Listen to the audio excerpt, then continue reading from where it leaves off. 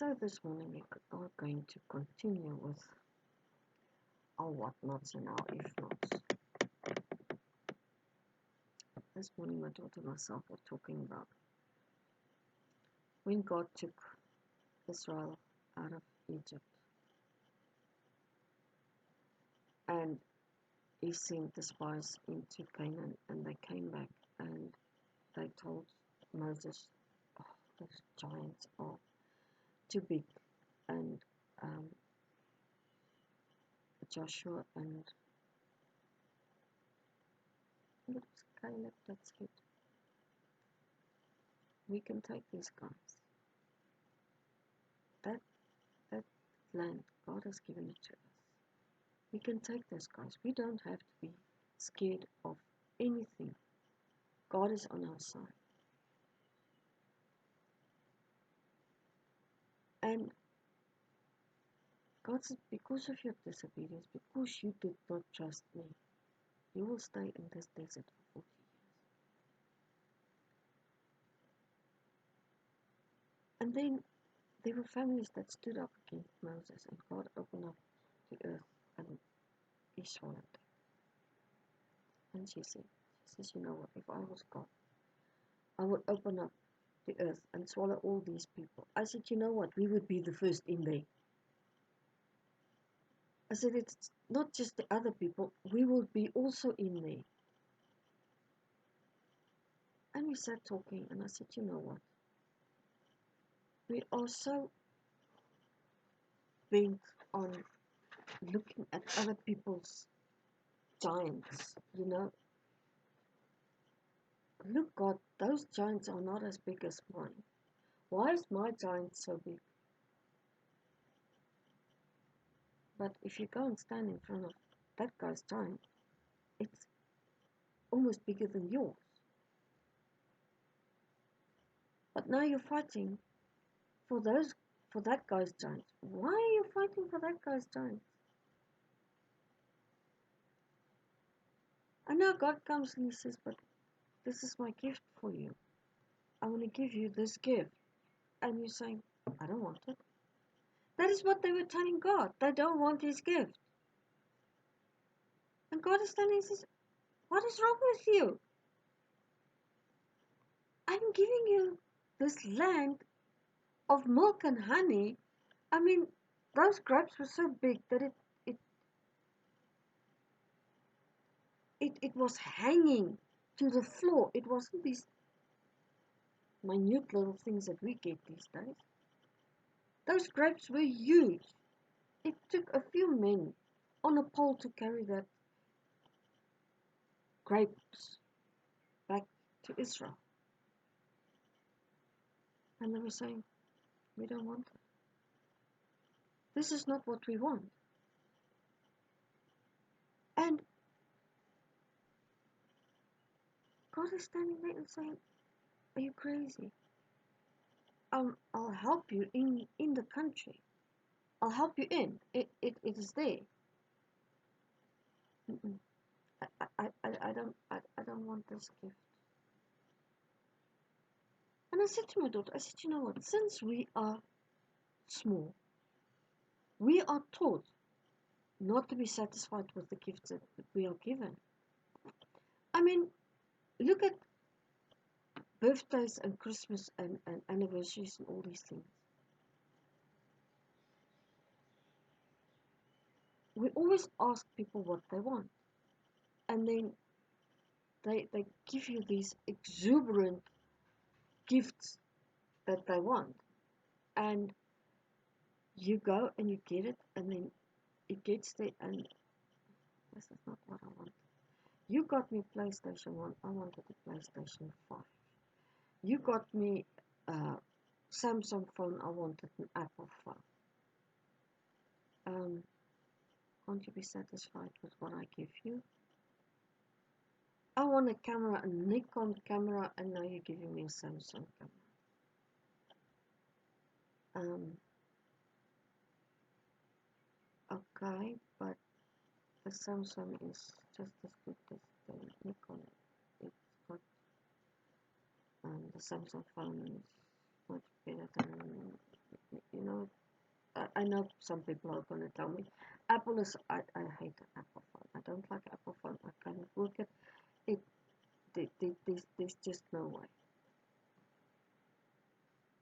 And you always feel like you're getting the second best. Seriously? Why do you always want to measure up to somebody else? Now we have a little inside joke in this house. The Joneses cannot even keep up with the Joneses. And that's the worst part of it. Don't be in competition with other people. Don't be in competition with other things. Be grateful for what you have. Be grateful for what you are getting. But we always want better. But we are not willing to do the work. We are not willing to fight those giants.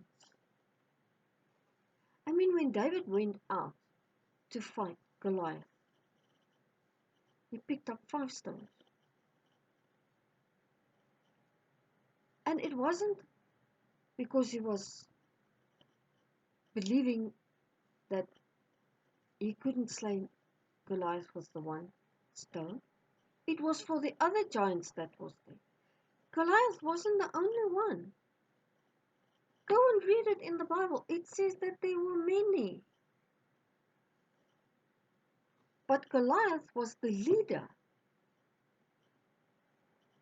And he slain the leader. If you slay the leader, the rest will disappear. They will flee for their lives. But you are not willing to slay the leader.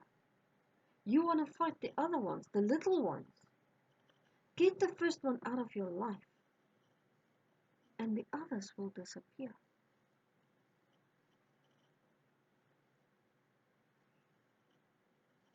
And this came to me that God has gifts for you. We all have gifts. We all have things that we are good at. And then we look at it and we say, this is not what I want. I want that person's gift. Now you're like a 2-year-old who's fighting about somebody else's lolly. This isn't what I wanted. I also want to stand on the pulpit, and I also want to preach to people. Why? Because you want the fame. Can you handle it? Have you slain your Goliath? Can you do it for me? No, I'm not going to slay your Goliath. Do it your damn self. Get up out of your comfort zone and go slay your damn Goliath. I mean, Saul was supposed to slay Goliath, but he was hiding away in his tent, waiting for David to come and do it. He was looking through the whole camp who could slay this giant who was cursing his God. He was hiding away. He let a little boy, well, David was not a little boy anymore, he was more of a teenager, come in and do his dirty work. Nobody's going to do your dirty work. Do your own dirty work. I mean, when God called Moses, I can't talk, Lord. They're gonna hate me. They're gonna kill me. Seriously? Okay, I'll send your brother. Moses had a stuttering problem, a speech impediment. So God sent him his brother. But he still had to do the work. Aaron still had to do his own work. Everybody still has to do their own work. You still have to face your own giants. But the if-nots and the want-nots, they love to talk to you. They love to bring doubt and insecurity and all these unpleasant things into your life.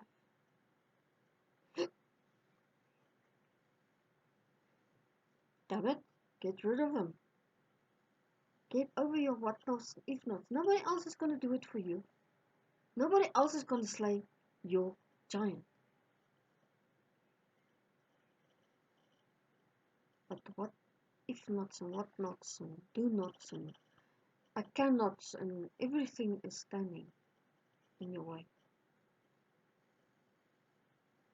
And for what? For what? It is keeping you from being the best you. Get rid of the trauma in your life. Get rid of the sin in your life. And there's a door that's going to open up in front of you that it's going to baffle your mind. And this is the thing that I'm talking to myself. I'm dealing with these things in my own life.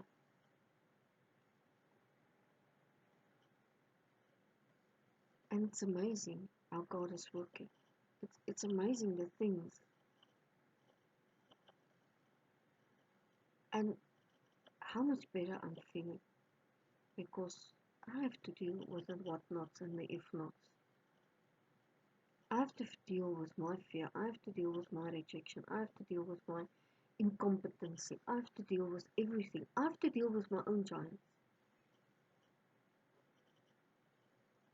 And their little if nots and what nots that comes with them. Their little gremlins.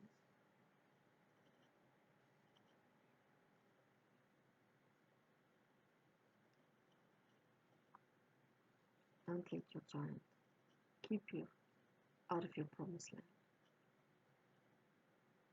Don't let him and all of his minions destroy your future. Nobody has the right to do that. Don't destroy your life with your own hands. You deserve much better than that.